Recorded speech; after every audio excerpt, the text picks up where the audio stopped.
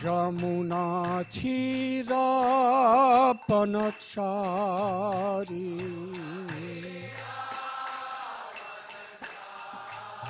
Jamuna Chira Panachari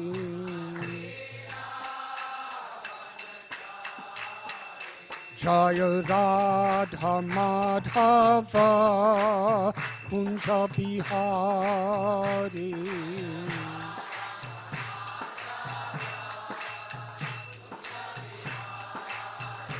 Jaya Radha Madhava Kunja Bihari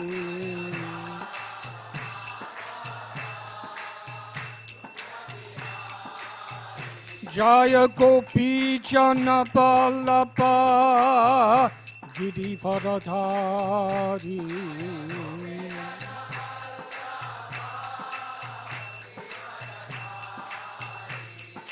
Gopi Jana Ballabha Giri Varadhari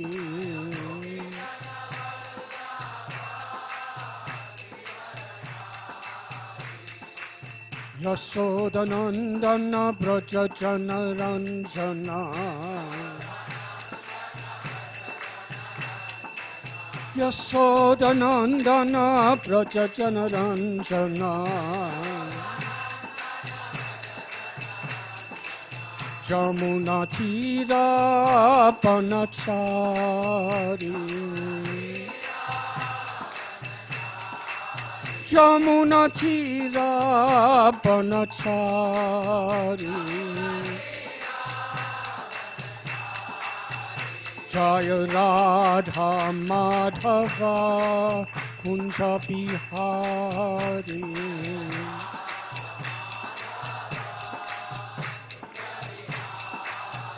Jaya Radha Madhava Kunja Bihari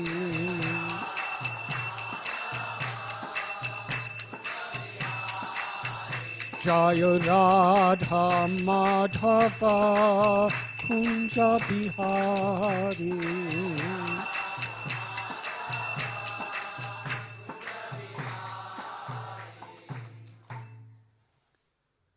Jayom Vishnupad Paramhansa Parivrajakacharsha Asthothara Sutta Sri Srimad Abhay Charanada Binda Bhakti Vedanta Swami Prabhupada Ki Jai ISKCON founder Acharya Srila Prabhupada Ki Jai Jayom Vishnupad Paramhansa Parivrajakacharsha Asthothara Sutta Sri Srimad Srila Bhakti Siddhanta Saraswati Thakur Prabhupada Ki Jai Ananti Koti Vaishnava Vrinda Ki Jai Namacharya Srila Haridas Thakur Ki Jai Prem Sikaho Sri Krishna Chaitanya Prabhu Nityananda Sri Advaita Gadadhara Shivas Adi Gauda Bhakta Vrinda Ki Jai Sri Sri Radha Krishna Gopa Gopinath Sham Kund Radha Kund Gidi Govardhan Ki Jai Sri Vrindavan Dham Ki Jai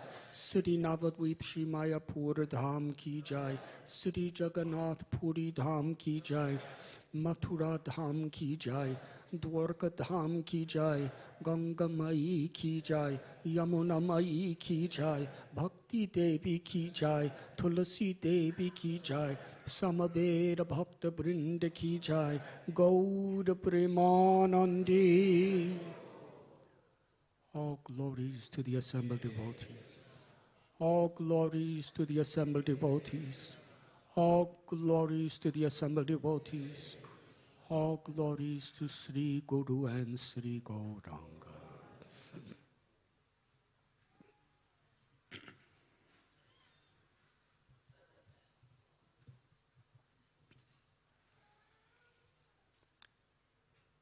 Om Namo Bhagavate Vasudevaya.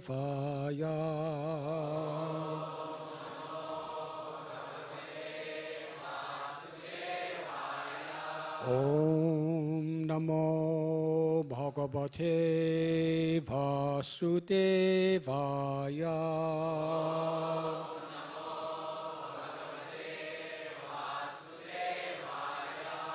Om Namo Bhagavate Vasudevaya.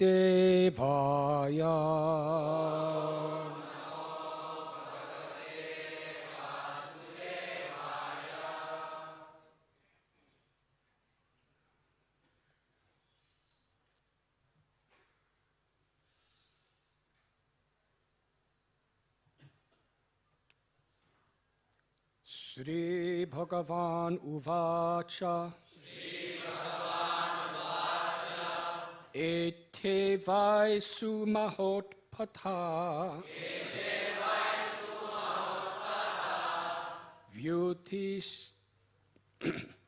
Vyutistanitiha sarvata. Shapaschana kulas yasid. Brahmanebhyo duratyaya. Sri Bhagavan Uvacha. Ete Vaisu Mahotpatha. Vyutistanti hasarvataha. Shapaschana kulasyasid. Brahmanebhyo duratyaya. Sri Bhagavan Uvacha. Ete Vaisu Mahotpatha. Vyutistanti hasarvataha. Shapaschana kulasyasid. Brahmanebhyo duratyaya.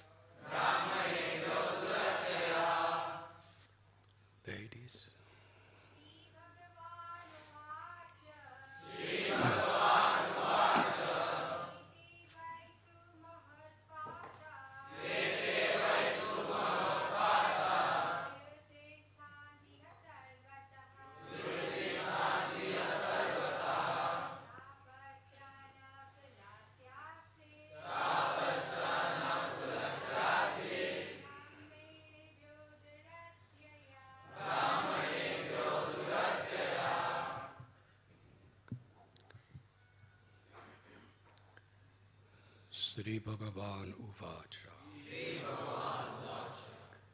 The personality of Godhead said,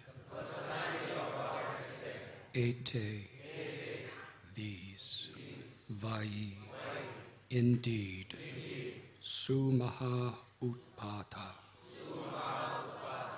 very great disturbances, Bhutistan, Chowpatty are rising up. Iha, here, Sarvata, on all sides. Shapa, the curse. Cha, and. Naha, our. Kulasya, of the family. Asit, there has been. Brahmanebhya, by the Brahmins. Duratyaya, impossible to counteract. The Supreme Personality of Godhead said, "Our dynasty has been cursed by the Brahmins. Such a curse is impossible to counteract, and thus great disturbances are appearing everywhere around us. Navatsabhyam ihasmabhir, jivishubhir aryaka, prabhasam sumahat punyam, yasyamod yaivamachiram." My dear respected elders, we must not remain any longer in this place if we wish to keep our lives intact. Let us go this very day to the most pious place, Prabhas. We have no time to delay. Purport. Many demigods coming to the earth to assist Lord Krishna in his pastimes took birth within the Yadu dynasty and appeared as Lord Krishna's associates. When the Lord had completed his earthly pastimes, he wanted to send these demigods back to their previous service in universal administration. Each demigod was to return to his respective planet. The transcendental city of Dwarka is so auspicious that whoever dies there immediately goes back home, back to Godhead. But because the demigod members of the Yadu dynasty, in many cases, were not yet prepared to go back to Godhead, they had to die outside the city of Dwarka.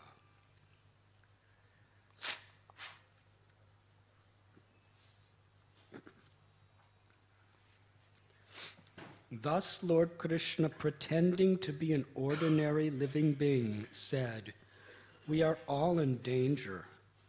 Let us all immediately go to Prabhas."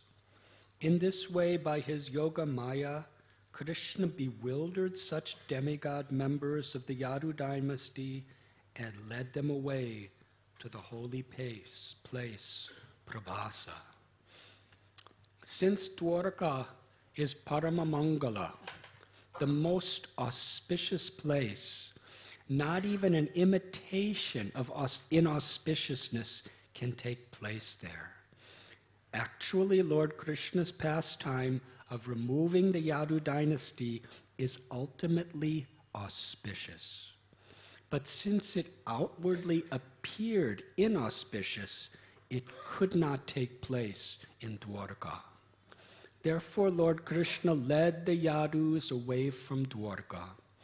After having sent the demigods back to their planets, Lord Krishna planned to return to the spiritual world, Vaikuntha, in his original form and remain in the eternal city of Dwarka. Srila Bhakti Siddhanta Saraswati Thakur has made the following important comments on this verse. Prabhasa is a famous holy place located near the Vrindavan railway station within the region of Junagara.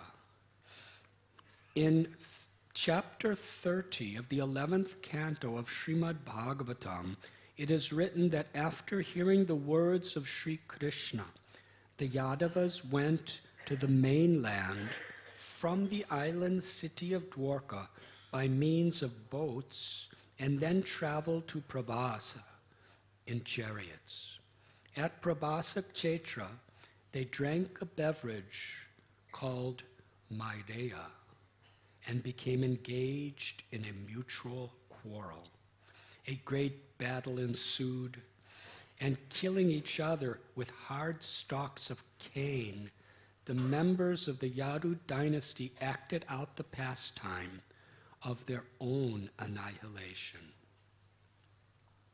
Lord Sri Krishna, manifesting his four-armed form, sat down under a peepal tree, placing his left foot, the heel of which was colored red like the red coconata lotus, upon his right thigh.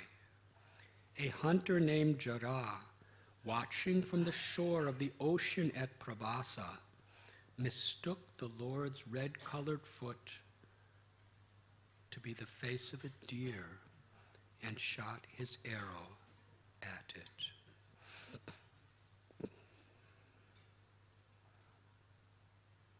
At the base of that same peepal tree, under which Lord Krishna had sat there, is now a temple.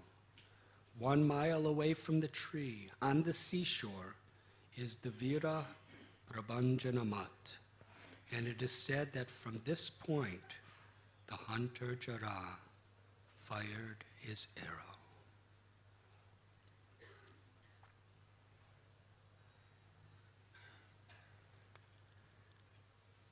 Om Agyantimidandasya Jnananjana Chalakaya Chakshurun Militam Yena Sri Gurave Namaha Sri Chaitanya Manobhishtam Sthapitam Yena Bhutale Swayam Rupa Kadamayam Tadati Swapadantikam Vandeham Sri Guru Sri Judapada Kamalam Sri Gurun Vaishnavamscha Sri Rupam Sagrajataham Sahakana Raghunathan Bitham Tam Sajivam Sadvaitam Savadutam Parijana Sahitam Krishna Chaitanya Devam Sri Radha Krishna Padan Sahakana Lalita Sri Vishakan Vitamscha He Krishna Karuna Sindhu Dinabandhu Jagatpate Gopesha Gopika Kanta Radha Kanta Namostate Tapta Kanchana Gaurangi Radhe Vrindavaneshwari Vrishabhanu Sute Devi Pranamami Hari Priye Vansha Kalpatarubhyascha Kripa Sindhubhya Evacha Patitanam Bhavanibhyo Vaishnavebhyo Namo Namaha Sri Krishna Chaitanya Prabhu Nityananda Sri Advaita Gadadhar Shivasati Gaura Bhakta Vrinda Hare Krishna Krishna Krishna Hare Hare Hare Rama Rama Rama Hare Hare Hare Krishna Krishna Krishna Hare Hare Hare Rama Rama Rama Hare Hare Hare Krishna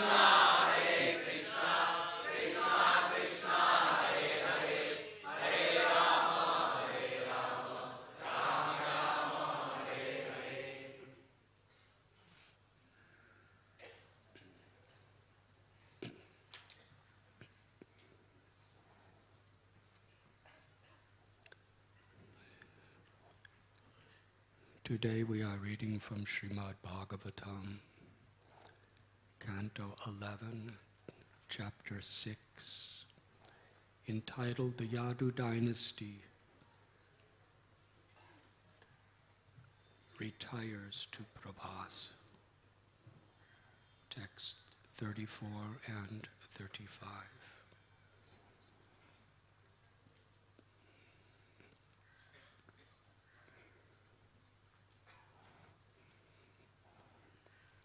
In the 4th chapter of Bhagavad Gita, a well-known verse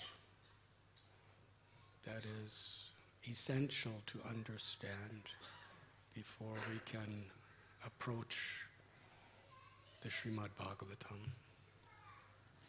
Janma karma chave divyam evam yo veti tattvata tyaktva deham punar janma naiti mam eti sorajana. Krishna personally tells that the transcendental nature of my appearance and activities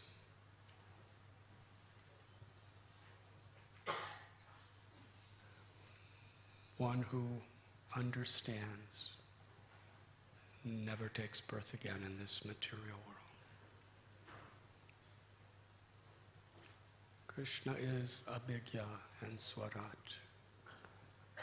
He is supremely independent and all-knowing.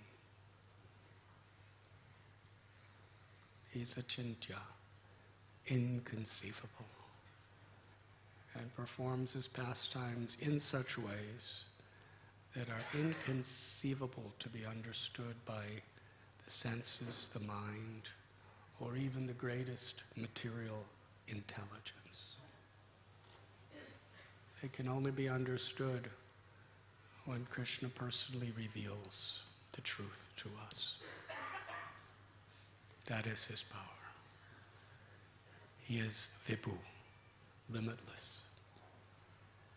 The jiva, the souls within this world, are Vibhinamsa, unlimited in quantity, in the sense that there are limitless spirit souls. But we are part and parcel of Krishna. The jiva can only understand the Paramatma by the will of the Paramatma when he reveals himself. Bhaktya mam abhijananti yavan yashchasmi tattvata. Krishna is not obliged to reveal himself to anyone, anywhere, at any time. We can perform incredible quantities and qualities of tapasya. We can become incredibly learned, famous.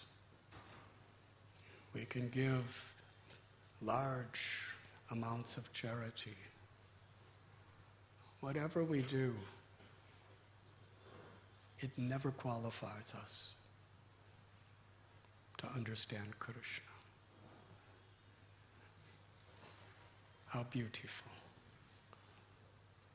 Krishna reveals himself according to his own sweet will. And by his own sweet will, he comes to this world personally, speaks Bhagavad Gita, performs many pastimes in various incarnations to teach us what pleases him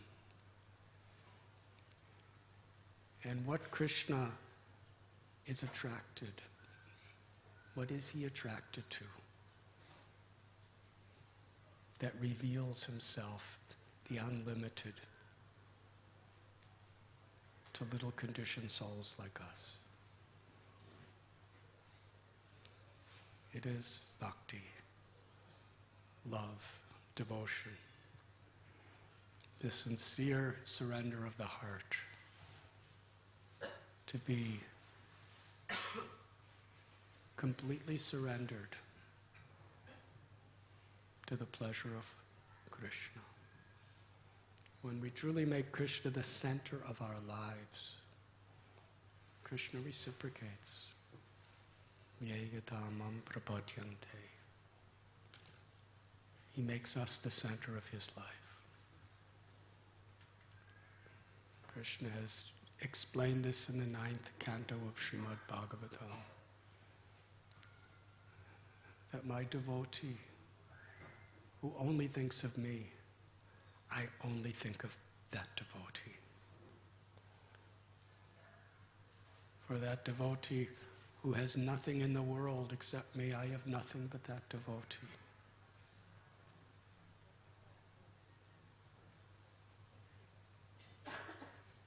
Krishna has the power to personally give his fullest energy to a single devotee, while simultaneously doing that for all of his devotees.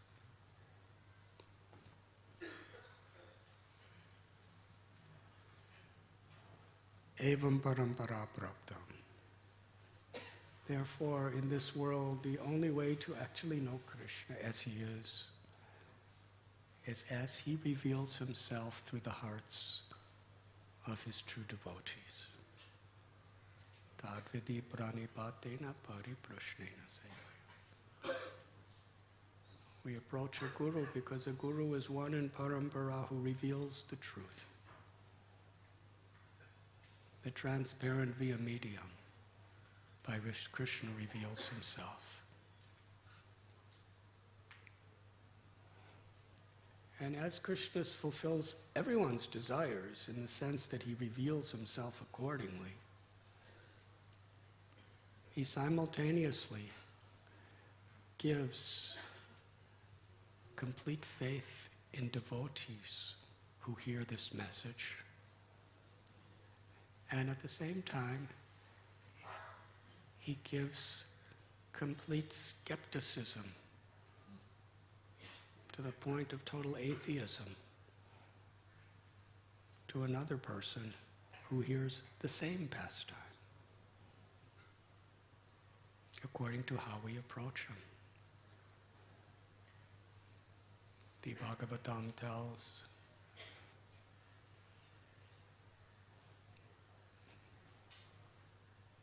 Vasudevi Bhagavati Bhakti Yoga Prayojata Janayat Yashu Vairagyam Jnanam Chayadohitakam. That the complete fulfillment of all knowledge and all renunciation are accomplished simply by rendering sincere devotional service, bhakti, to the Lord. Atapum birdvijastreshtas varanashrama vibhagasha shvanushtatasya dharmasya samsadir haritosha.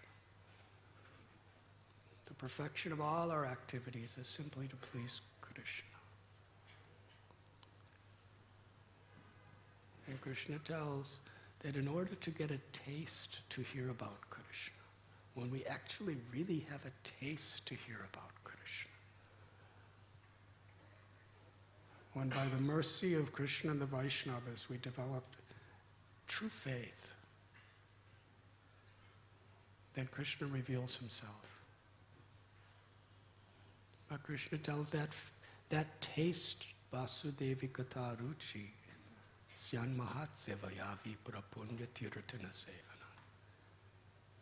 It's only possible when we have a proper service attitude to serve the devotees of Krishna, to be the servant of the servant of the servant. This was the message that Krishna spoke in Bhagavad Gita, that Sukadeva Goswami defined through so many stories in the Srimad Bhagavatam, and that Sri Chaitanya Mahaprabhu and his associates personified.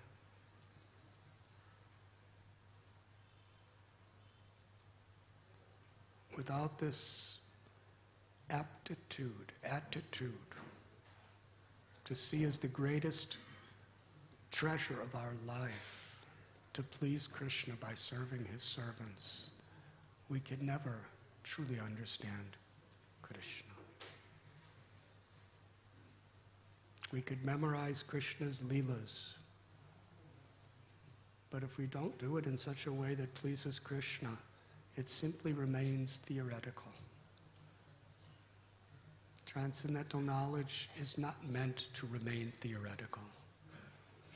It's meant to realize, to have direct experience. That experience comes when Krishna gives us that experience. In this particular section of Srimad Bhagavatam, it seems so bewildering. And it has bewildered even scholars for ages. Krishna and the Yadu dynasty, how they left this world.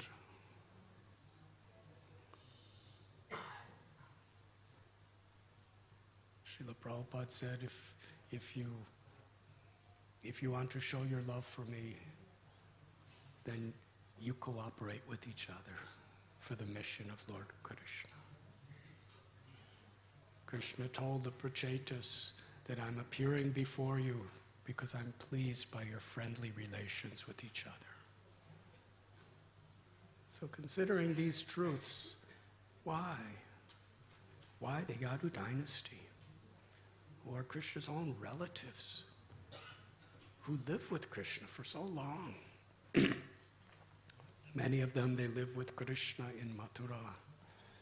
Then they moved to Dwarka with Krishna, and they lived with Krishna for well over 100 years, seeing him every day, having direct darshan with him. Why did they fight with each other to such an extent, as we find in Prabhasak Chaitra? How is this possible? Is this a contradiction? Devotees aren't supposed to fight with each other. And if they do fight, it's supposed to be to uplift each other, not to kill each other. So it seems quite bewildering. Yet, when we read these beautiful purports by the acharyas,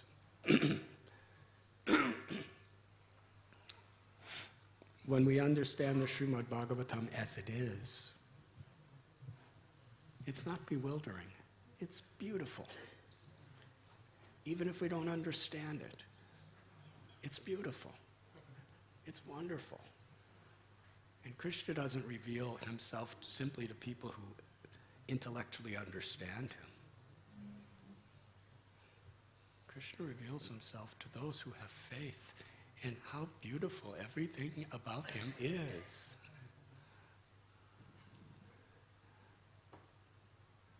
That's the proper understanding. Quantitative understanding of Krishna is impossible. Krishna is limitless in every way.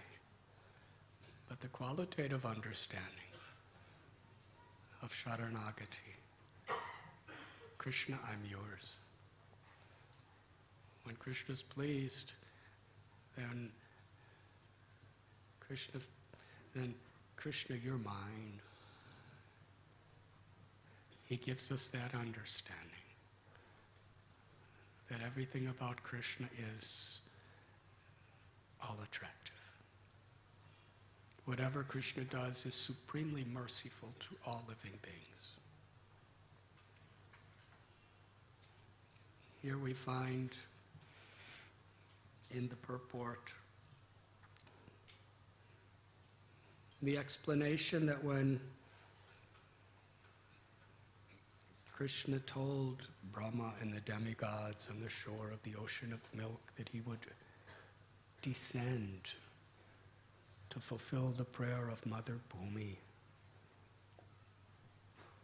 to eliminate the miscreants, to reestablish true principles of religion, and to reveal his own divine pastimes.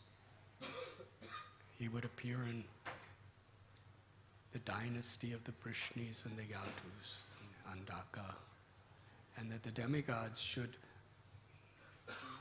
expand themselves to take birth in those places to assist him in his pastimes,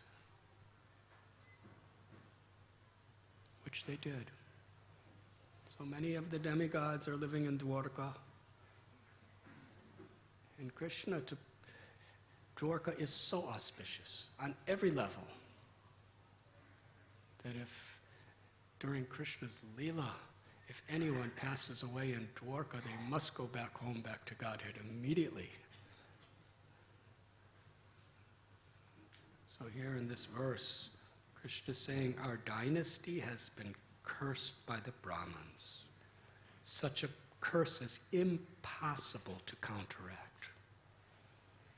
What can be impossible for Krishna? Krishna can do anything. Why is Krishna saying impossible? This is Krishna. If everything is possible for Krishna, that means it's possible for Krishna to make something impossible. Otherwise, not everything is impossible for Krishna. So Krishna is saying it's impossible. It's a pastime. The Yadus were so powerful, being devatas, direct associates and relatives of Krishna. There was no one in the universe that could harm them. The only people that could harm them were each other. So Krishna performed this beautiful pastime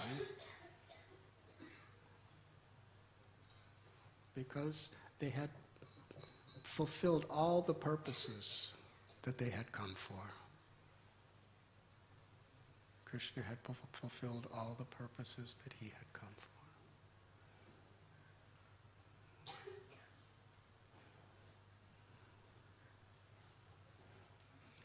In Vrindavan, when Krishna left for Mathura, the ecstasy of the love of the Brijavasis in separation were the highest revelation of ecstatic love. They cried for Krishna, expecting him to return at any moment. But years and years passed. And ultimately, Krishna returned to Vrindavan after he delivered Dantavakra.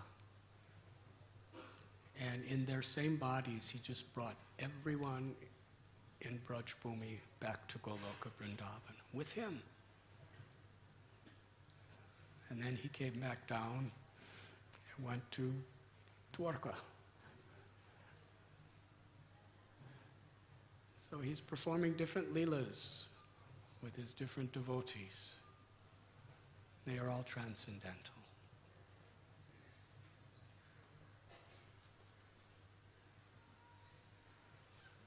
The Srimad Bhagavatam, the Bhagavad Gita, when we hear these messages from great souls in Parampara, everything makes sense.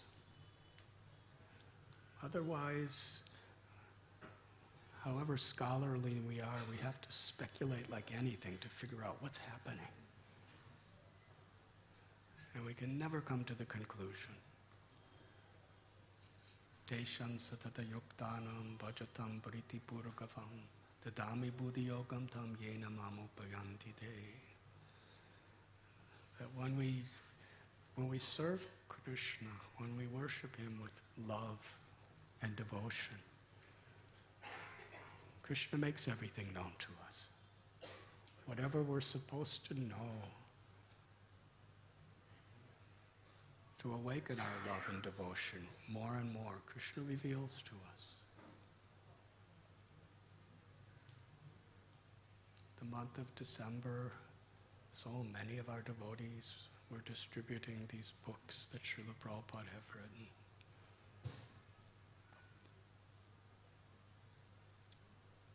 To give this understanding.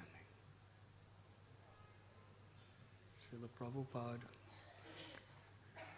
so perfectly followed the will of his Guru Maharaj, Srila Bhaktisiddhanta Saraswati. Srila Bhaktisiddhanta Saraswati so perfectly gave his heart and life to fulfill the will of Bhaktivinoda Thakur.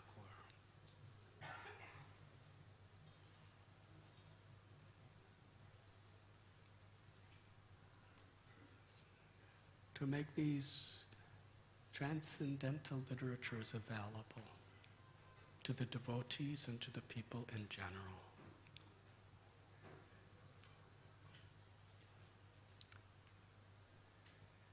It's not that we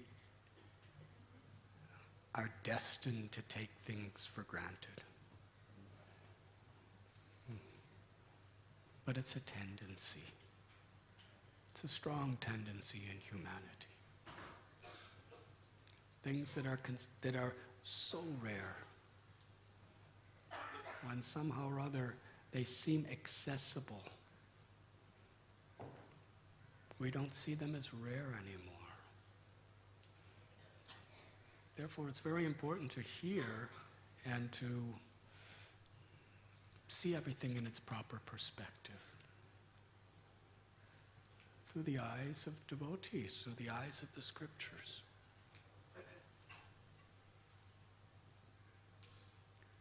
Srinivasa Acharya, he so much wanted to meet Lord Chaitanya. He heard about him from his father, Chaitanya Das, for so many years. He heard about so many of the devotees of Lord Chaitanya. Chaitanya Das, all he could do was speak about Lord Chaitanya and his associates. Srinivasa Acharya developed ecstatic, unalloyed love for Lord Chaitanya and all the devotees just by hearing from his father. When he grew up a little, he wanted to go to Puri to meet Lord Chaitanya, to meet all these devotees.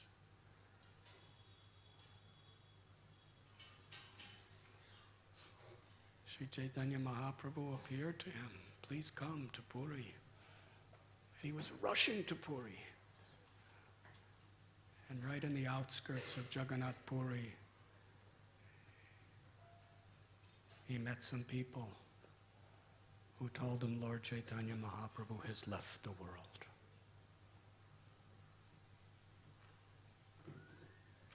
He's gone. The only object of his attraction in his life to meet Lord Chaitanya was now finished. He fell to the ground unconscious. He had no reason to live. He actually decided to end his life. Lord Chaitanya appeared to him in his unconscious state and told him, go and study Srimad Bhagavatam from Gadadhar Pandit. He's at the Tota Gopinath temple.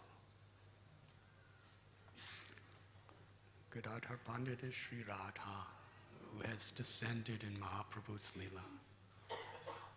At Tota Gopinath temple, he met with Gadadhar Pandit, who was crying and crying in separation from Sri Chaitanya Mahaprabhu. Srinivasa Acharya told him what had happened.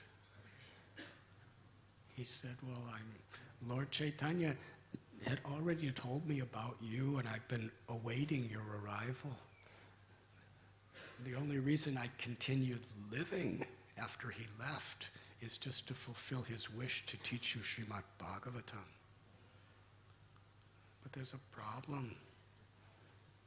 Every day for 3 hours at least, Lord Chaitanya would come here to Tota Gopinath temple for years and years, and we would recite and discuss Srimad Bhagavatam together, and as we would discuss these pastimes, so many tears of love flowed from both of our eyes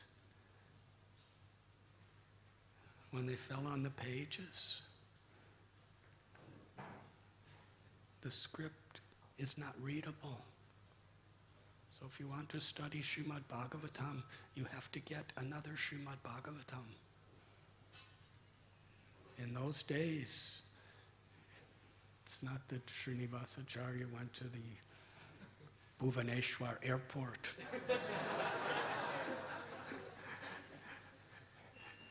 And somebody came and said, and put up Srimad Bhagavatam in his hand and asked for a donation.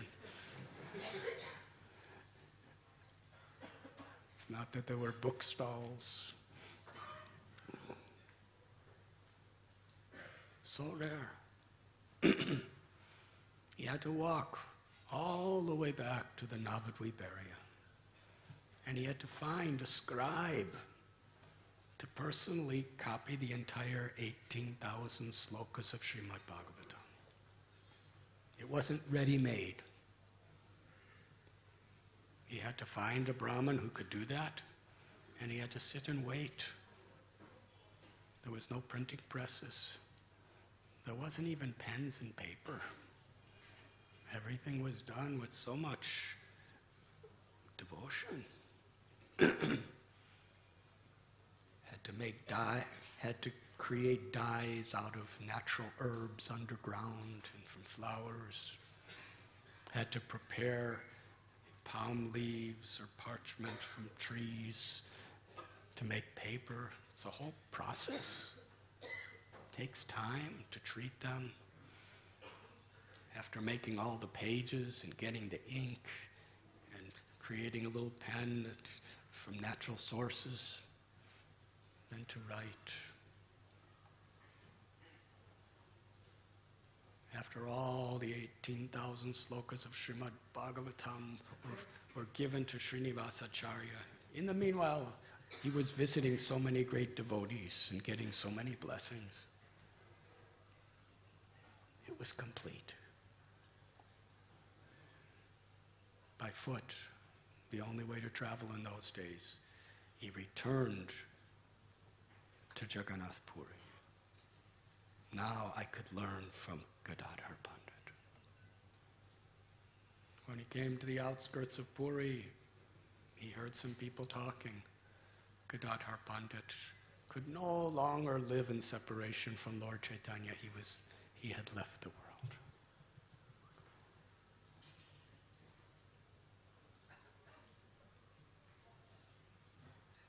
Srinivasacharya understood the value of Srimad Bhagavatam and understood that the true value of Srimad Bhagavatam could only be realized when we study under person Bhagavats, people who live the Srimad Bhagavatam.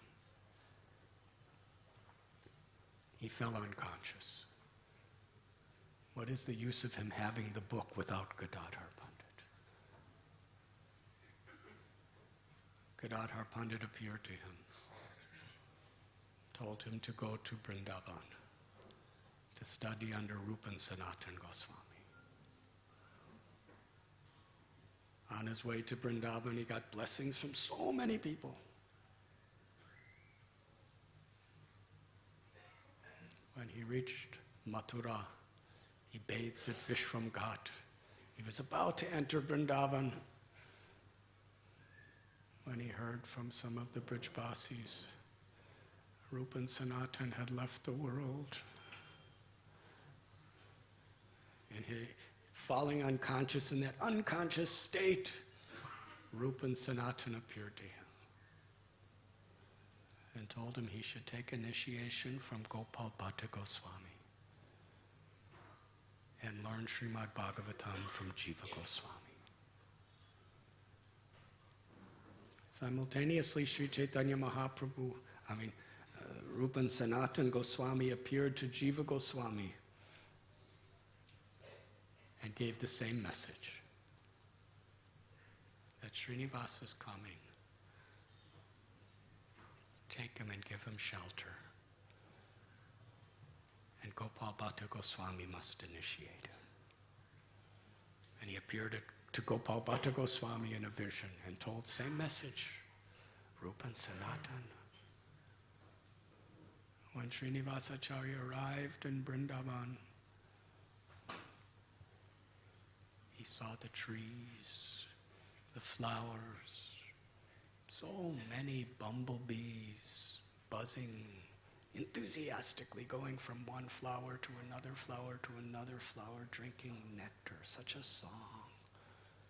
There were peacocks and peahens dancing, cawing. So many parrots and other beautiful birds flapping their wings, going from branch to branch, singing wonderful songs. The forest of Vrindavan, he was seeing the spiritual world, the ultimate beauty. He went to the temple of Govinda Dev. And taking darshan of Shri Radha Govinda, he just sat in a secluded place and cried. Meanwhile, Jiva Goswami went to visit Gopal Bhatta Goswami.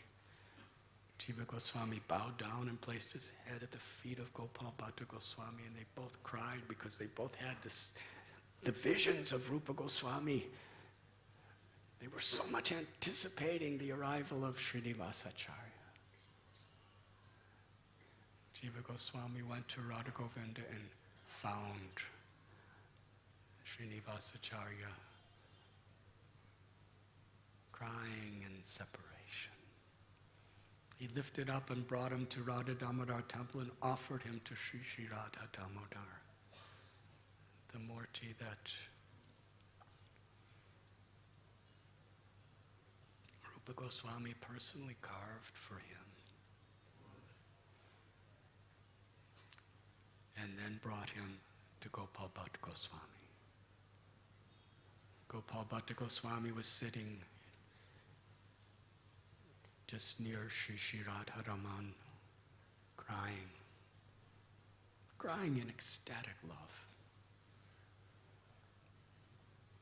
Srinivasacharya bowed down, and Gopal Bhatta Goswami understood his purpose. He placed his feet on the head of Gopal Bhatta, of Srinivasacharya, picked him up, embraced him, offered him at the lotus feet of Sri Sri Radha Raman.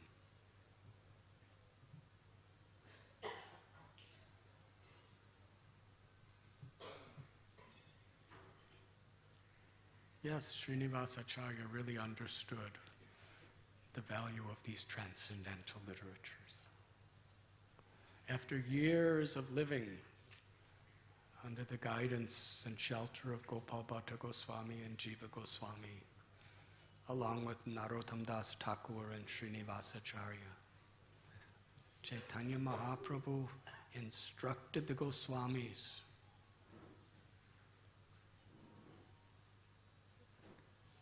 to send Srinivasacharya and his two dear brothers to distribute the Goswami's books in Bengal.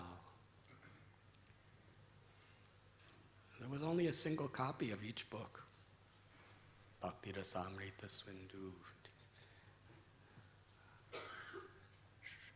Brihad Bhagavatamrita.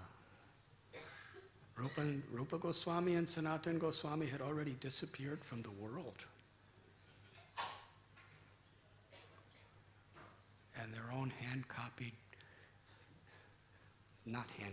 handwritten manuscripts were in the care of Jiva Goswami. There was a wonderful little library.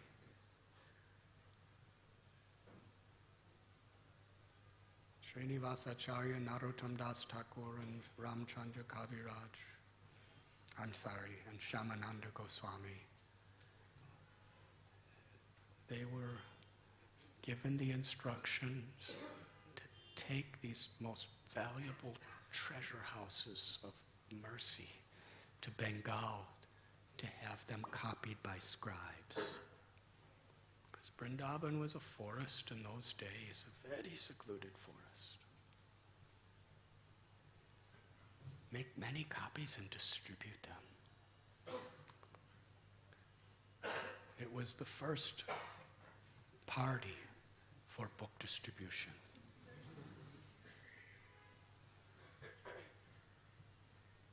In the Gaudiya Sampradaya. They loaded them on ox carts And many of you know the story. When they came to a place called Vana Vishnupuram, while they were sleeping at night, all the books were stolen. They were wandering everywhere they couldn't find. This was their responsibility.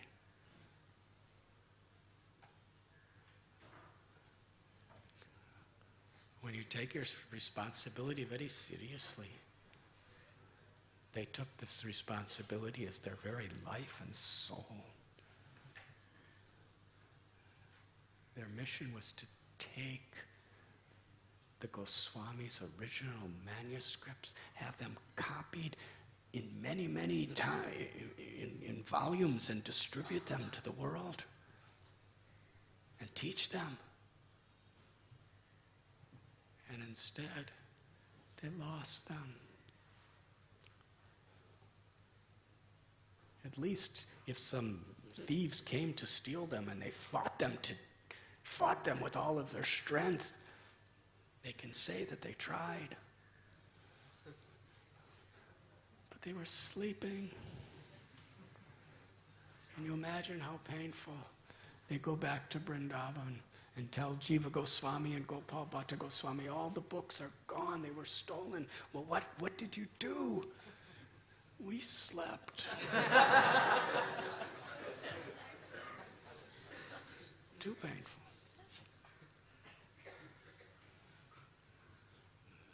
So you see, Krishna really made a wonderful pastime. When ultimately Srinivasacharya recovered the books, and King Birambir became his disciple. He's the one who stole them through his dacoit robbers. He and his queen. Then King Birambir made every single person in the whole kingdom disciples of Srinivasacharya. It's the first Gaudiya Vaishnava kingdom. And gave every bit of support for the distribution of these books. But considering everything, Srinivasacharya, he understood the value of these books.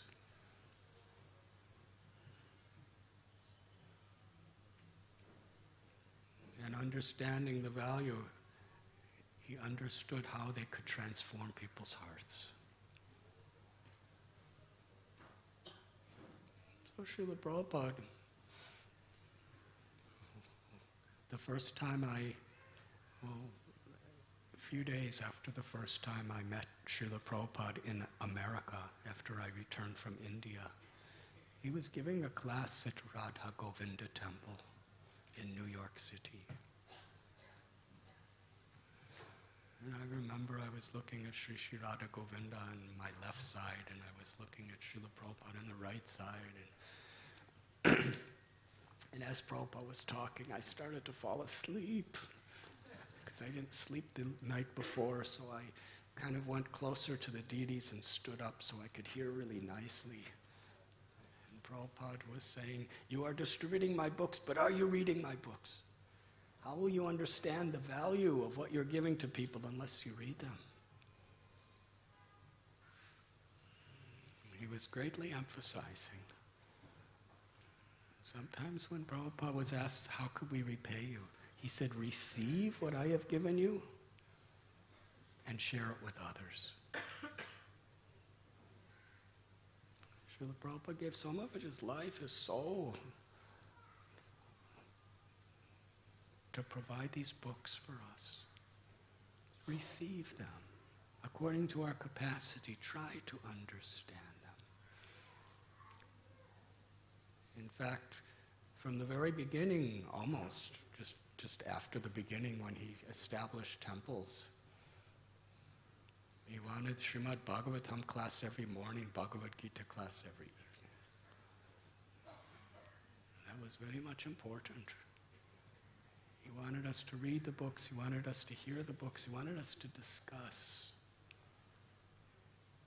and then share them with the world.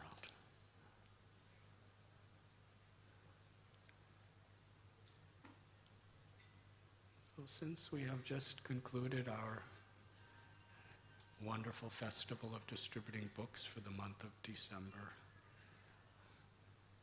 I'd like to speak something about the festival that we're celebrating today. It is the appearance day of Gopal Bhatta Goswami, who was the initiating spiritual master of Srinivasacharya.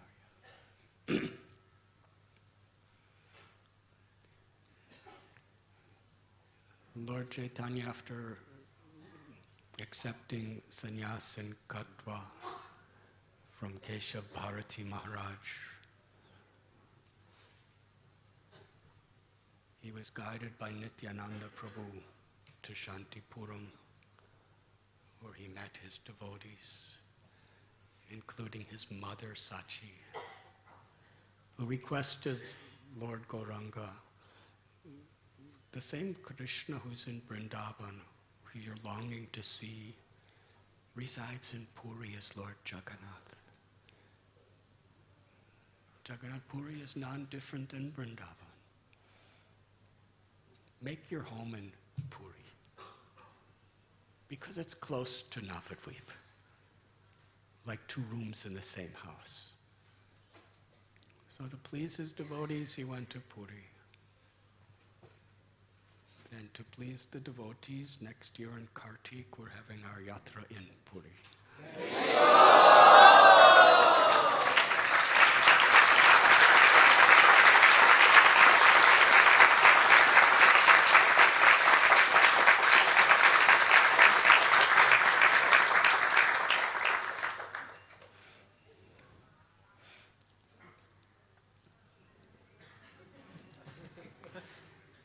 After being in Puri very briefly, enough time to deliver Sarvabhauma Bhattacharya, Lord Chaitanya decided to go on a tour of South India.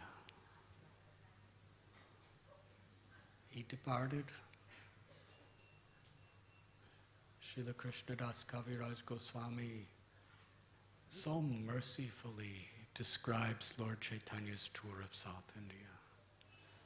Wherever he went, he infused the hearts of everyone with ecstatic love for Krishna. Kurmakshetra,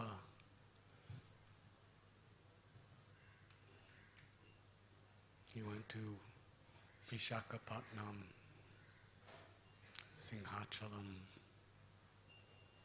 at the Godavari River, near Rajmundri. He met with Ramananda Rai and had that historical conversation with him for many nights. He went to Ahovalam, to Mangalagiri,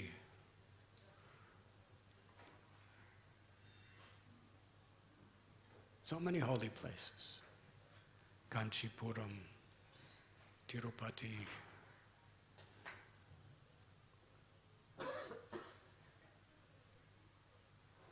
And ultimately, he came to Srirangam. When he arrived at Srirangam, the monsoon rainy season began, Chaturmasya. And the tradition at that time is sannyasis who are traveling, they stay in one place for the 4 months of Chaturmasya.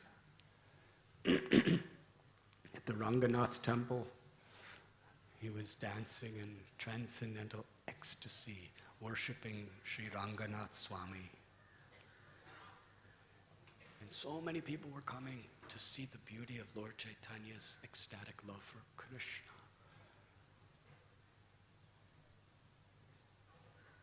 One great devotee, a pure devotee of Ranganath, Venkata Bhatta, invited Lord Chaitanya to his home.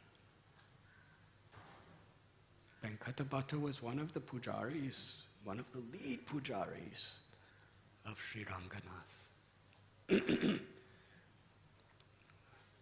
Rangakshetra was the headquarters of Sripad Ramanujacharya. the headquarters of his guru, Yamunacharya. And from that time, it has been the headquarters of the Sri Sampradaya.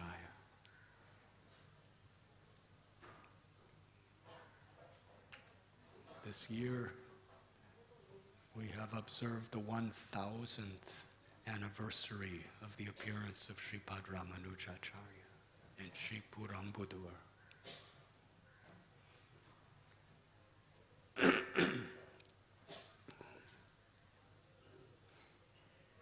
Venkata took Lord Chaitanya to his home, which was very close to Ranganath's altar. He had two brothers, Tirumala Bhatta and Prabodhananda Saraswati. And he had a son who was about 7 years old. His name was Gopal. When Venkata, he could understand Lord Chaitanya's divinity because his heart was so pure. He washed Lord Chaitanya's lotus feet as soon as he came into the house and distributed that charanamrita to his brothers and to little Gopal. When the charanamrita, the foot wash of Sri Chaitanya Mahaprabhu, sprinkled on the head of little Gopal Bhatta, and he drank some of that water. The child incessantly cried. Ecstatic love awakened in his heart. He surrendered his heart and soul to Sri Chaitanya Mahaprabhu.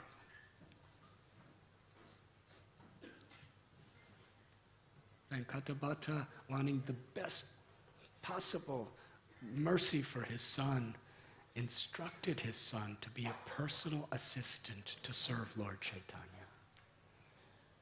Every day he would massage Lord Gauranga's lotus feet and his legs. He would render very simple menial services. Whatever Lord Chaitanya would need, he would just go and run and bring to him.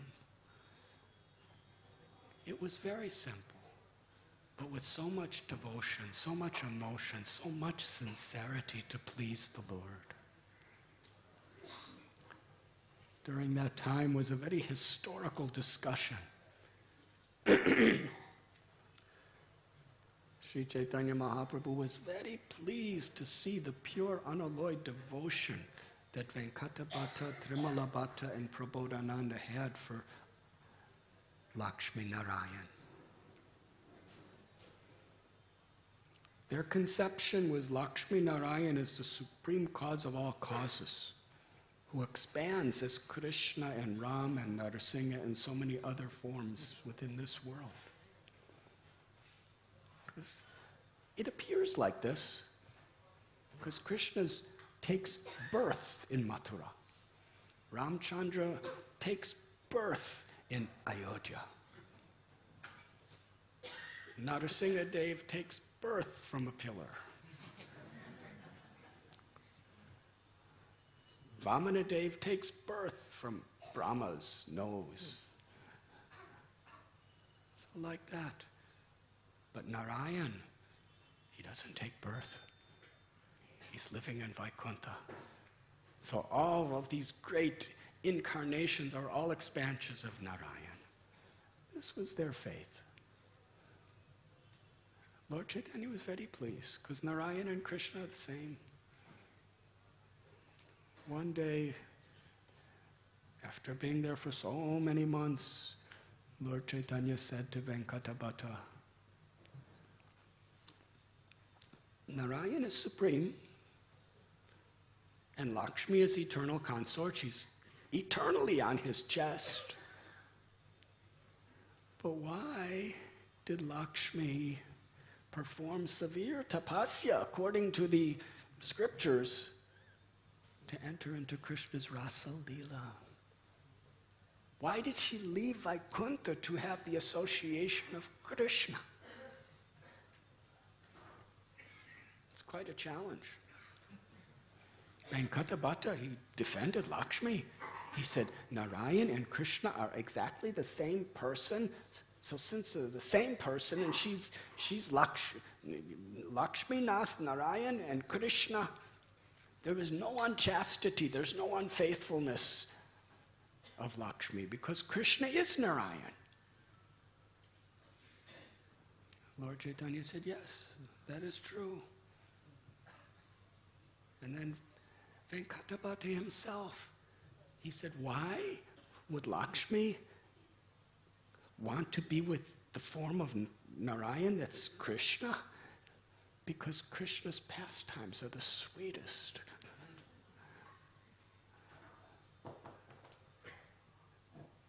So Lord Chaitanya was happy to hear that answer.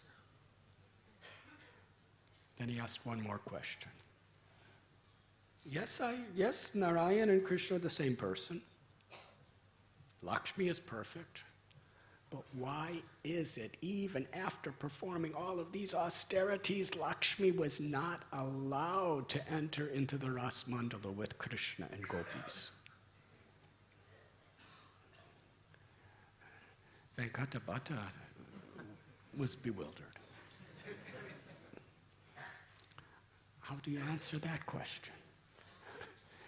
He was a great scholar of Vedas, Vedanta. He knew that this is true, but he couldn't answer. He said, you are the Supreme Personality of Godhead, Narayan, who's also Krishna, so you have to tell me because I don't know. Lord Chaitanya revealed.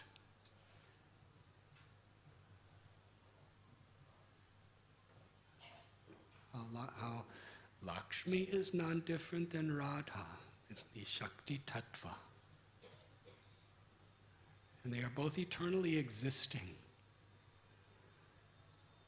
But Lakshmi worships Narayan in Aishwarya Bhav. Ecstatic love, seeing the majestic power and glory of the Supreme Lord of all Lords, Narayan. But in Vrindavan,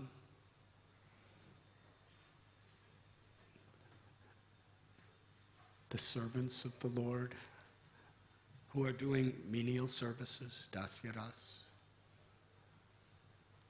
who are the friends of Krishna, the parents of Krishna, and the lovers of Krishna. They love Krishna so intimately that Krishna, just to facilitate the sweetness of loving exchanges, he covers from their view his supreme Aishwarya, his majesty. Yashoda Mai, she's a Brajabasi. She chastises Krishna. Nobody chastises Lord Narayan and Vaikuntha.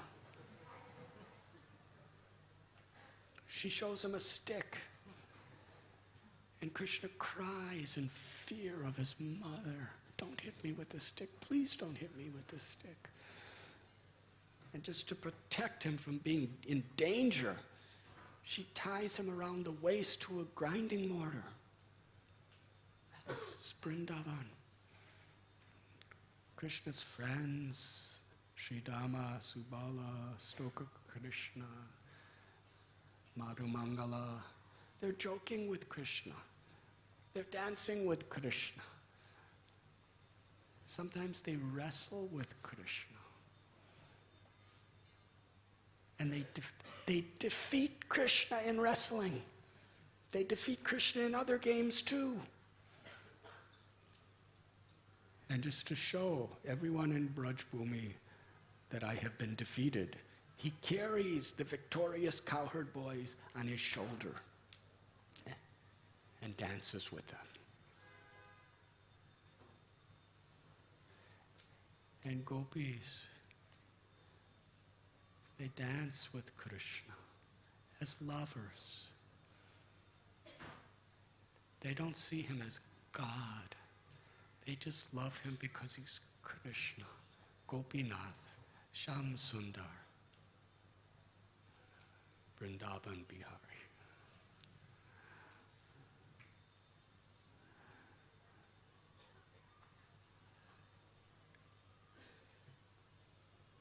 Yashoda Mai, she heard that Krishna ate dirt.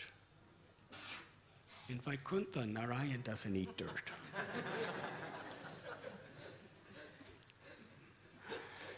And Yashoda Mai is so worried that Krishna is going to get sick. Why did you eat dirt? Krishna said, I didn't eat dirt. In Vaikuntha, Narayan is the absolute truth. He doesn't do these things. Yashoda Mai said, well, if you didn't eat dirt, then why Balaram and all your friends are saying you ate dirt? You must have ate dirt. Balaram's always on your side. This time he's telling me that you ate dirt. Krishna said, no, I didn't eat dirt. They're just trying to get you angry with me. So just to prove that he didn't eat dirt, he opened his mouth. But the fact is, he did eat dirt. So just to distract Yashoda Mai from seeing the dirt, she saw the whole universe in his mouth. How is this possible? She saw all the oceans, all the mountains, all the forests, all the planets, all living beings. She saw the 3 modes of material nature personified. She saw the 26 elements of material nature personified. She saw everything. She saw the universal form. All in the little tiny mouth of Gopal. So then she entered into this Aishwarya Bhav. My son is not an ordinary boy. She started offering prayers. I am thinking that I am Nanda's wife, therefore I am the queen of Vrindavan.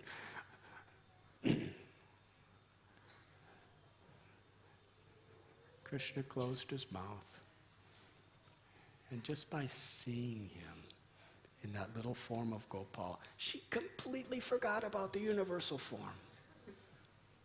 Because Krishna was so sweet. I'm your mother, and she embraced him and started feeding her own milk to him. Similarly, in Bhagavad Gita, the 11th chapter, Krishna shows the Virat Rup to Arjuna. Amazing, incredible, unbelievable. What did he see? But Arjuna was trembling in fear. He said, please, Krishna, take this vision away. I want to be your friend again. I can't be the friend of the Virat Rupa. All I could do is surrender to you. So then Krishna became four-armed Narayan of Vaikuntha. But Arjuna couldn't be his friend either. So to satisfy, then he became Krishna. Apparently in a human form. And then Arjuna was completely happy. Yes, my Krishna. Lord Chaitanya told a story that once during Ras Lila at Govardhan, they were dancing at Chandra Srovar at the Rasa Stali during the springtime. And Krishna left the gopis in a place called Paita. There's a beautiful temple. What happened at that temple is, in that site, the gopis were looking everywhere for Krishna. Krishna was sitting under a tree and they started coming to him. He manifested his form of Narayana, Vaikuntha, with 4 arms, majestic, beautiful, holding the conch shell and the club and the disc and the lotus flower. And the gopis knew this is Vaikuntha, the supreme lord of all existence, the maintainer, creator, destroyer of all material cosmos, the husband of Lakshmi. the ultimate goal of life for rishis and sages. They bowed down to him. Their only question, did you see where Krishna went? They recognized who he was, but they couldn't dance with Narayan. Because he's the supreme God. Krishna is a Brijavasi. So with his 4 arms, he said he went that way and pointed, and all the gopis left.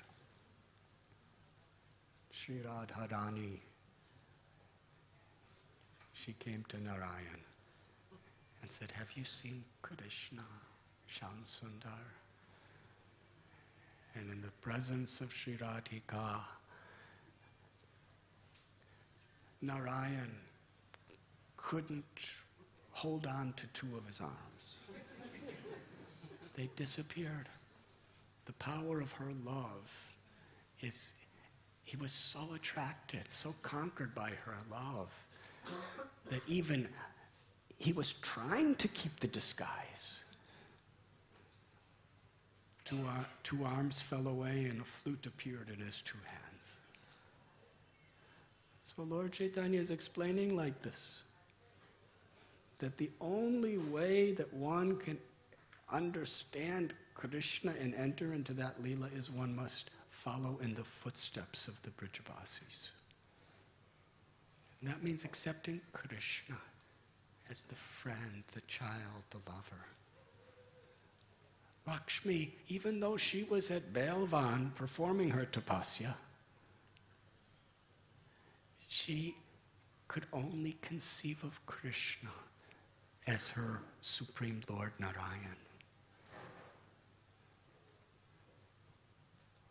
Because she could not follow in the footsteps of gopis, she could not enter into the Ras Leela.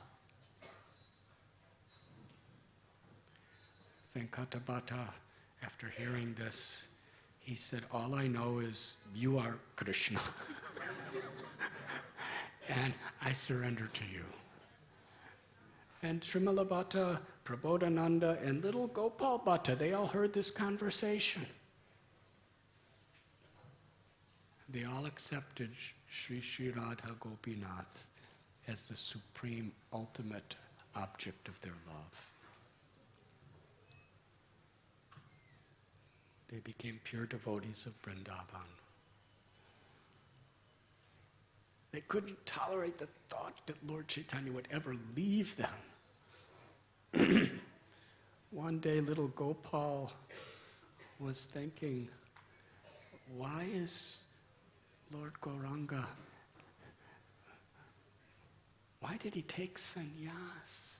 I know why he took sannyas, out of his mercy to all living beings. But I don't like to see him performing so many austerities. Why did Providence show so much meanness to me by making me born in this place of Srirangam? Why couldn't I see Lord Chaitanya in Navadvip? With his long, beautiful hair, I've heard the stories, dancing with all of his devotees. Why could I not see the pastimes of Navadvip Chandra? He would cry like this. I want to see Lord Chaitanya as the supreme enjoyer, not as the personification of renunciation. He would heave very hot breath and cry at a secluded place. He couldn't even discuss the sorrows of his heart with anyone. But one day, as Gopal was resting, he had a vision. In that vision, he was in Navadvip Dham. There was the river Ganga. There was all the beautiful bathing ghats. and in front of him was Gauranga. Beautiful, beautiful hair, the essence of all beauty, curling around his moon-like face. He saw his lovely lotus-like eyes, decorated with jewels. The beautiful dhoti folded in 3 places, ankle bells. Lord Chaitanya was dancing among his devotees, and Gopal Bhatta actually was within the Leela of Navadvip. After some time, Nityananda Prabhu and Advaita Prabhu, they both embraced Gopal Bhatta, and they were about to speak something to him. He was so eager. What do they? Nityananda Prabhu, Advaita Prabhu, in the presence of Lord Gauranga, the Navadvip Bihari, they're going to speak something to me. And just when they were about to speak, he woke up. This dream so much awakened deeper ecstasies of his love. He immediately, the small boy, ran to where Lord Chaitanya was sitting. And when he came to Lord Chaitanya, he bowed down, and Lord Chaitanya manifested his form of Shamsundar. He had a dark complexion like Tamaltri. He was playing upon his flute for Gopal. Then suddenly, the form of Shamsundar disappeared. And Lord Chaitanya was Navadvip Chandra. It wasn't a dream. He was seeing right in front of his eyes. Sri Chaitanya Mahaprabhu with his beautiful hair decorated by his devotees of Sri Navadvip Dham with malati flowers. His body was brilliantly golden like champak flower. Gopal Bhatta was so much overwhelmed in love, crying and crying. He bowed to the feet of Lord Chaitanya. He looked up, and Sri Chaitanya Mahaprabhu was sannyasi, with shaved head, sitting before him. Lord Chaitanya told him, whatever you have seen, keep confidential. I wish for you to serve your parents as long as they are living. When they pass from this world, go to Vrindavan. There you will meet the 2 treasure houses of ecstatic love, Sri Rupa Goswami and Sri Sanatana Goswami. And there you will read their books, and you will help them to write books. And in Vrindavan, you will have many disciples, and your disciples will spread the message of pure devotional service throughout the world. Lord Chaitanya lifted little Gopal Bhatta and put him on his lap and bathed Gopal with his own tears. Little Gopal was crying, bathing Lord Chaitanya's body, and Lord Chaitanya was crying and bathing little Gopal's body with each other's tears.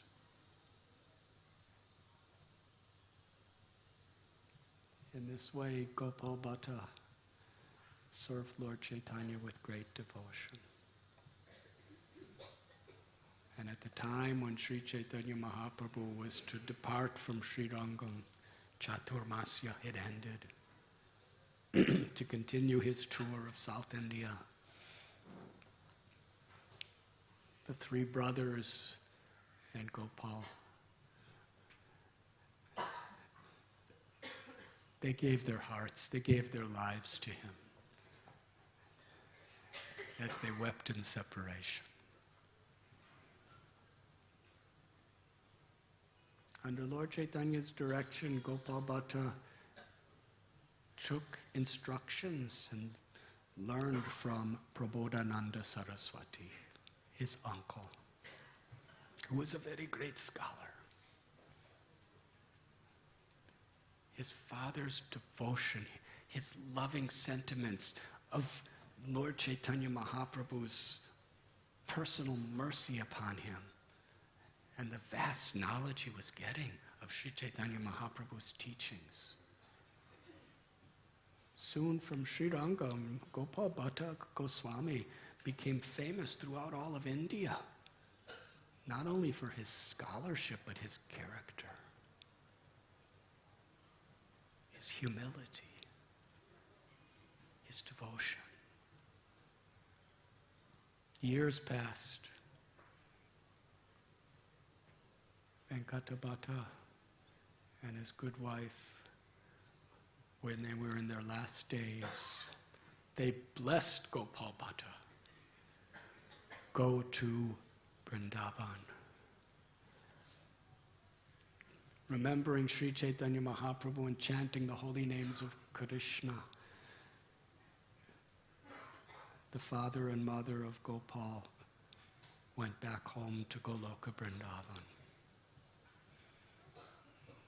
And Gopal Bhatta departed for Vrindavan. When he arrived, he was greeted by Rupa and Sanatan Goswami. Raghunath Das Goswami was there. Lokanath Goswami, Bhugarva Goswami, Kashishwar Pandit was there. Raghunath Bhatta Goswami, Jiva Goswami was come. They all greeted Gopal Bhatta as their own brother. Meanwhile, at Tota Gopinath temple in Puri, like every day, Lord Chaitanya came there to meet with his devotees. Gadadhar Pandit was so dear to everyone. Sri Chaitanya Mahaprabhu would discuss Srimad Bhagavatam with Gadadhar Pandit for several hours every single day at the Tota Gopinath temple.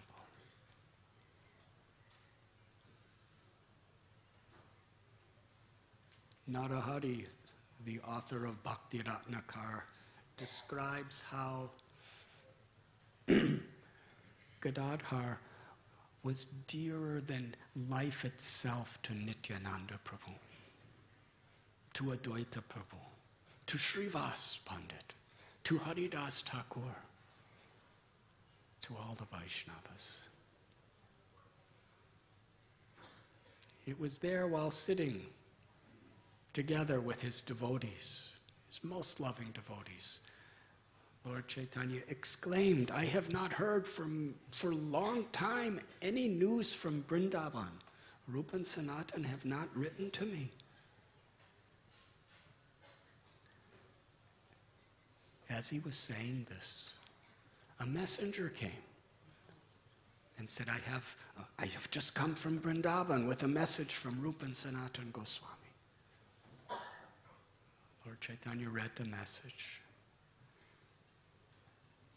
That as you have told us previously, that a great devotee named Gopal Bhatta will be coming. He has arrived. Such a celebration of the hearts of all of us. We are now united with Gopal Bhatta. He has accepted us as his brother. We have accepted him, all of us, as his brother. Lord Chaitanya was overwhelmed with happiness to hear how devotees were appreciating each other, how devotees were completely united with respect and love for each other. He wrote a beautiful letter back to Rupa and Sanatan. Said, please take nice care of Gopal Bhatta Goswami. That will be my greatest pleasure. He sent gifts to all the Goswamis. To Gopal Bhatta Goswami, he sent his own kopin. Sent a belt, sent a garland, and sent a wooden seat that Lord Sri Chaitanya Mahaprabhu would personally sit on this seat when he would do his puja. He sent it to Gopal Bhatta to do his puja.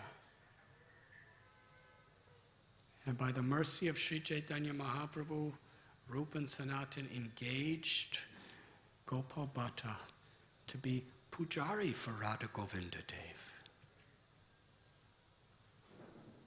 They lived together in this way.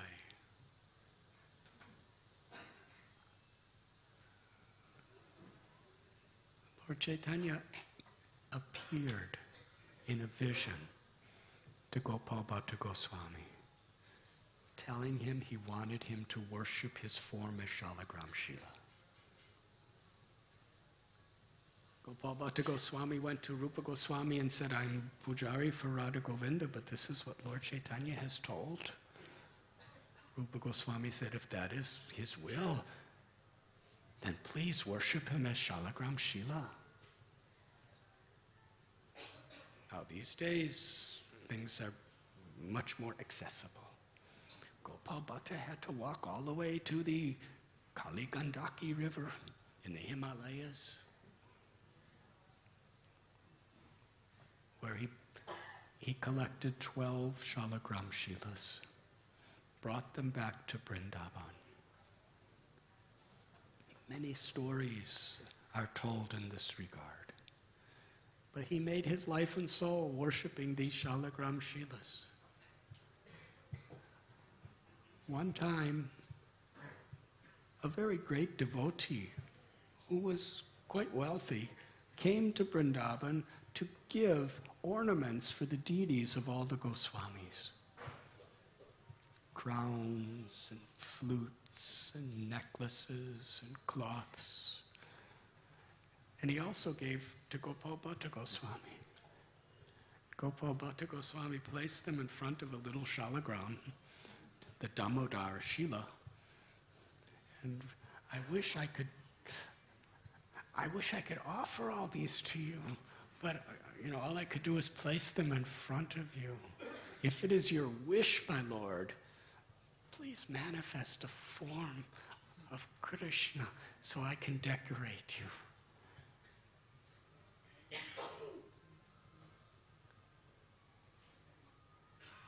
It is said that on Narasingha Chaturdasi, he prayed, just as you came out of a stone pillar for Prahlad and appeared in the form of Narasingha Dev, please manifest yourself to me from this Shila.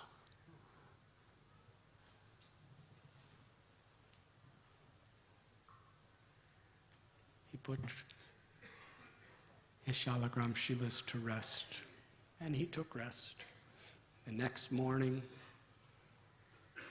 the Purnima, the full moon, he went to take his bath in Yamuna, collected water from Yamuna, came back to perform his Seva Puja for Shalagram.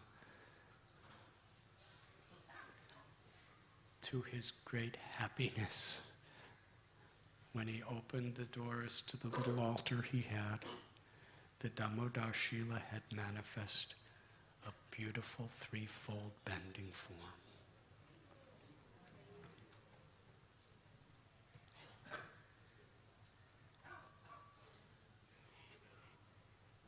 He went to inform Rupa Goswami, Sanatana Goswami. They came. When they saw the form that Krishna had revealed himself, they were overcome with ecstatic love. In our Gaudiya Sampradaya, there are 3 truths that are the very essence of all Vedic knowledge. Sri Chaitanya Mahaprabhu has taught in this way. Sambandha, Abhideya, and Prayojana. Sambandha, to re-establish our relationship with Krishna. to be attracted by Krishna and away from all the materialistic distractions of this universe is the beginning. The Sambandha Murti is Madan Mohan. The Sambandha Acharya is Sanatana Goswami, representing the lotus feet of Krishna. Abhideya is to engage in spontaneous, loving, devotional service to Krishna. Govinda Dev is the Sambandha Murti, and Rupa Goswami is the the Abhideya Acharya and Abhideya Murti. And through the process of pure devotional service, prayojana, one attains the ecstatic love of the gopis, the residents of Vrindavan. Gopinath is the prayojana murti. Raghunath Das Goswami is the prayojana acharya. The Goswamis, when they saw Radharaman, they saw all three of these murtis fully manifest in one form. Madan Mohan's lotus feet. They saw Gopinath's chest and his hands playing flute, and Govinda Dev's beautiful face. And because he appeared just close to Nidiban, where Lord Sri Krishna decorates Sri Radharani during the Ras Lila and rests with her, the Goswamis named the deity Sri Radha Raman. Krishna who gives pleasure to Sri Radha. Gopal Bhatta Goswami made this service of Radha Raman his very life and soul. He knew nothing but Sri Radha Raman. Every day they would meet at Radha Damodar temple, the 6 Goswamis, Bhugarbha Goswami, Lokanath Goswami, Rupa Goswami, Sanatana Goswami, Raghunath Bhatta Goswami, Raghunath Das Goswami, Gopal Bhatta Goswami, and Jiva Goswami. And their intimate associates. They would have kirtan there. They would take prasad there. They would share Krishna Katha there. They would discuss the books they were writing and how they're going to penetrate the world with Krishna consciousness. They would discuss their services of revealing and excavating the holy places of Krishna's pastimes to the world.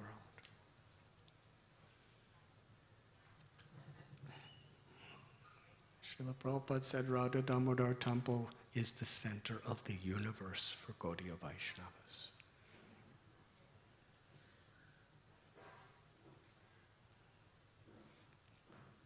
Gopal Bhatta Goswami would go back to where Radha Ramanji arranged for a beautiful temple to be built for him. He would sing for Radha Raman. He would make offerings of bhoga. He would offer the artis. He would dance. His life and soul was Radha Raman. But sometimes he would, not sometimes, always, he was constantly remembering the humble services he offered to Lord Chaitanya, Sri Gaur Chandra in Sri Rangam. It's Lord Chaitanya who has saved my life. He's my life and soul.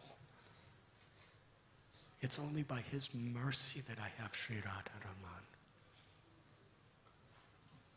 He would be so absorbed in thinking of Lord Chaitanya, even when he was worshipping Radharaman, with such gratitude. My parents told me that my life and soul should be the service of Lord Gauranga. While he was thinking like this, Sri Radharaman, knowing his heart, personally, directly manifested the form of Lord Gauranga.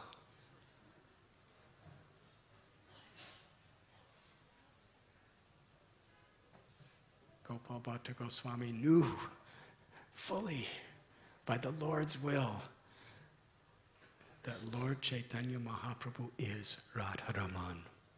He's receiving all my love and my devotion as Radharaman.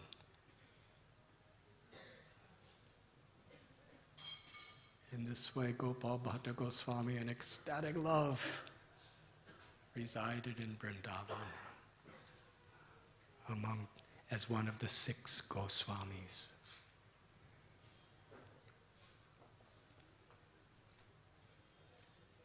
Along with Sanatana Goswami, he wrote the Adi Bhakti Vilas.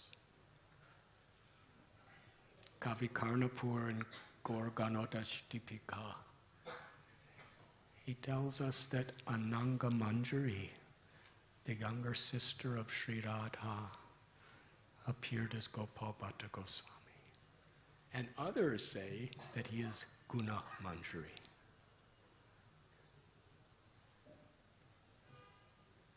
After Rupa and Sanatana Goswami departed from this world and Srinivasacharya came,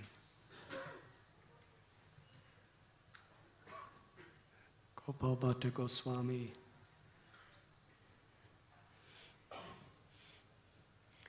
he could see in Srinivasacharya, Shamananda Goswami, and Narottam Das Thakur how Lord Chaitanya Mahaprabhu's message was going to spread throughout the world.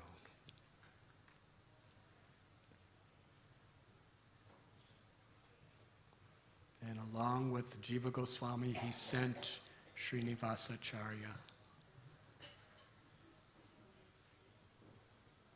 to depart from Vrindavan for this mission.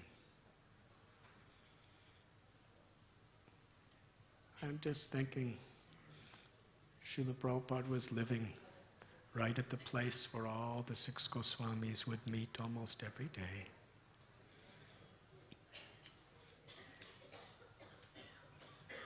Gopal Bhatta Goswami would travel around Braj Bhumi.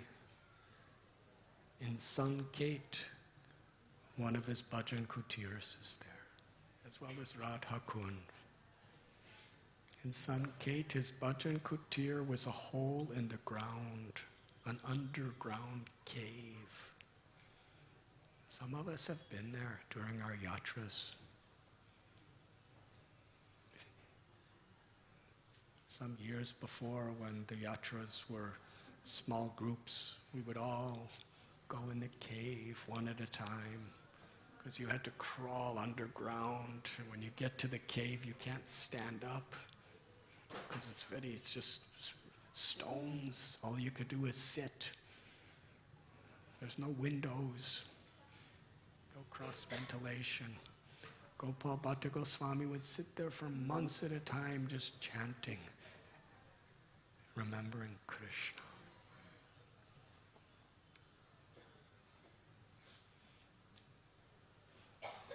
And when returning to Vrindavan to meet together at Radha Damodar,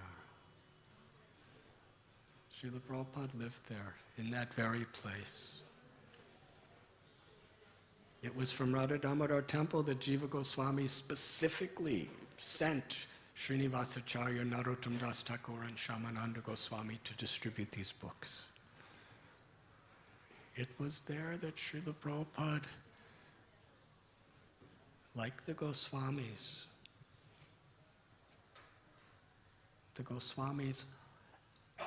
everything in their teachings was to personify the essence and churn the nectar that's in the Srimad Bhagavatam.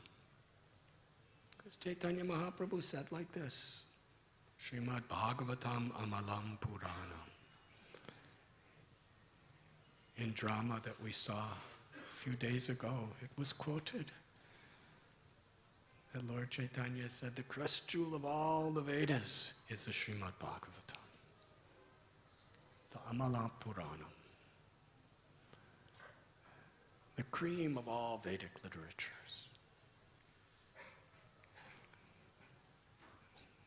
Sri Dhamma and Kishori made that beautiful play about Narada Muni. How he instructed Vyasadeva, you are so unhappy. Why are you unhappy? You took the Vedas and made it into 4 Vedas, Rig Veda, Yajur Veda, Atharva Veda, Sama Veda. You wrote Upanishads, 108 Upanishads and more. You wrote so many Puranas, Itihastas, Vedanta Sutra.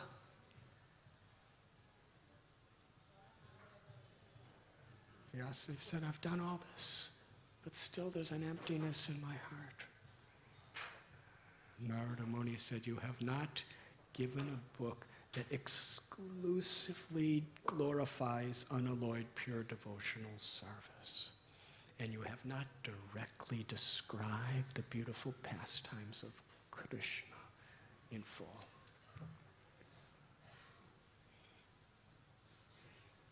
Srimad Bhagavatam was written. Culminates with Sri Radha's love for Krishna.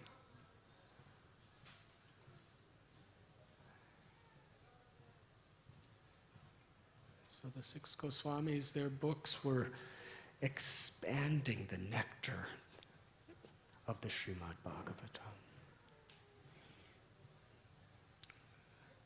And Srila Prabhupada, he spent about 6 years just beside Rupa Goswami's Samadhi and Bhajan Kutir at Radha Damodar's temple. He was very, very dear friends with Vishwambar Goswami, who was one of the priests, the high priests of the Radharaman temple. It is said that Gopal Bhatta Goswami was traveling and preaching. And in one place, a man came to him and told him, I have no child. Please bless me that I can have a child. And then he had a son born. And Gopal, and he was so grateful, he offered his son to be a full-time assistant of Gopal Bhatta Goswami. His name is Gopinath Pujari. He became one of the priests. And he and his family, the priests of Radharaman temple today, are their descendants.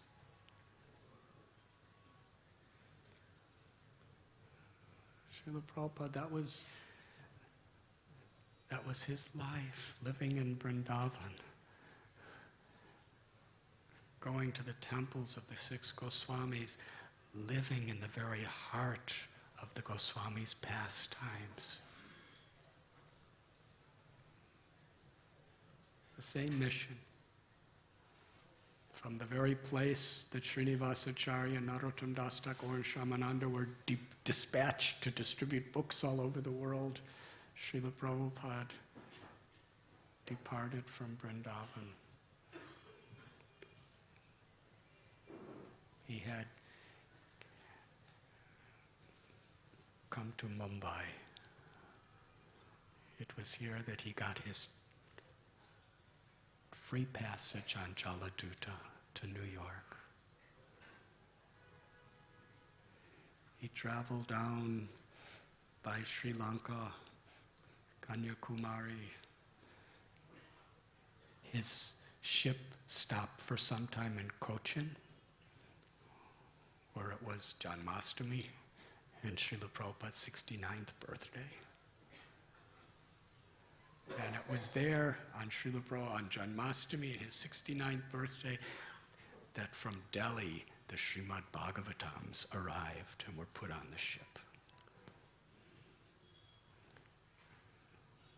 Srila Prabhupada traveled to America with Krishna in the form of Srimad Bhagavatam.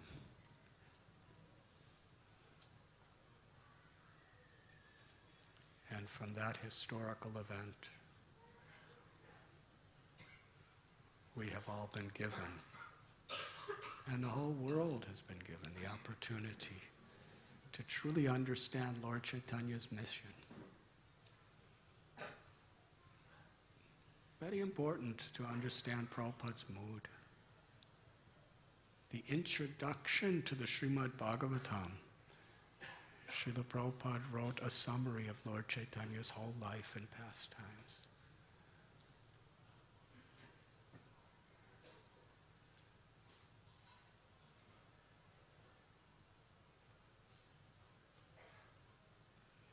When Srila Prabhupada returned to India with devotees like Shamsundar Prabhu, who was with us at Radha Gopinath Temple today,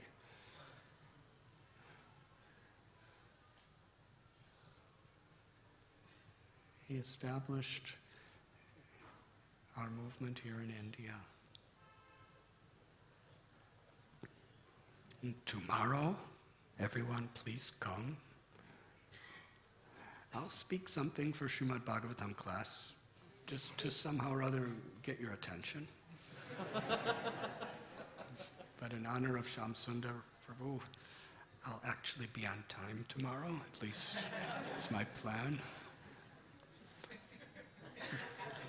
The reason I'm late is for confidential reasons, because I take Ayurvedic medicine and certain things have to be resolved before I could come and give class. I'm not going to go into details.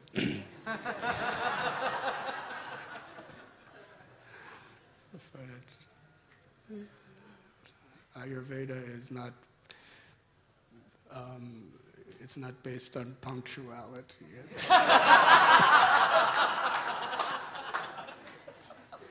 It's a gradual process.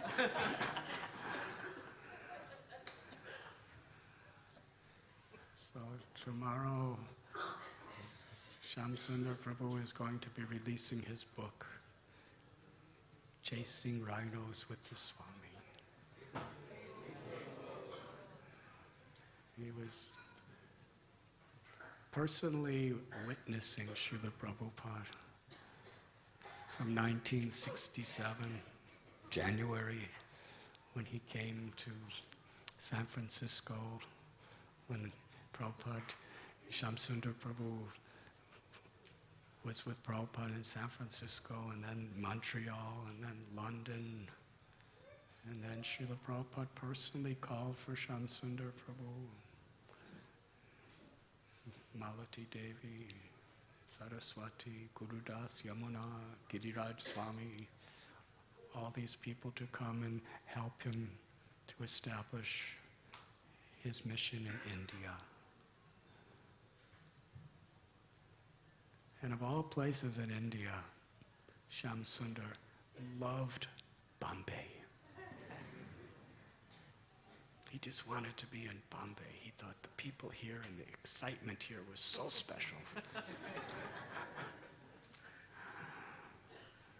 But then somehow or other, Bombay became Mumbai. And it became even more exciting. So everyone, please come tomorrow. It will be very special. And today we're having Ratha Yatra in Dadar, Shivaji Park. What time does it begin? 3 o'clock the parade starts?